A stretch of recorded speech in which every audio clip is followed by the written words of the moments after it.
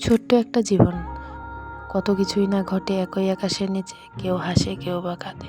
ধৈর্য ধরা শিখলাম, মানিয়ে নেওয়া শিখলাম, নিজেকে সান্ত্বনা দেওয়া শিখলাম। পারি না শুধু মিথ্যে অভিনয় করে মানুষের মন জোগাতে।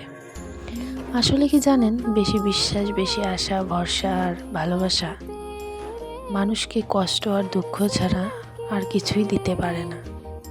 সব কিছু নিয়ে ভাবতে ভাবতে মানসিক রোগী হয়ে যাচ্ছি। তাই এখন সব কিছু ভাগ্যের উপর আর সময়ের উপর ছেড়ে দিয়েছি। হাসি খুশি থাকি বলে দুঃখ নেই, ভেবো না শোনার মতো মানুষ নেই বলে দুঃখ কাউকে বলি না।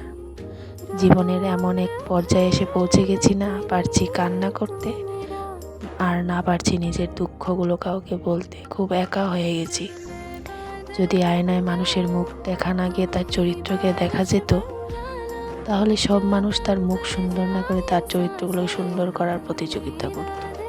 মানুষ তো কত কিছুই বলে, কে কি বললো সেটা না ভেবে তুমি তোমার সৎ ইচ্ছে আর স্বপ্ন পূরণের জন্য যা করার দরকার তাই করো। সফলতা দিয়ে তাদের কথার জবাব দাও।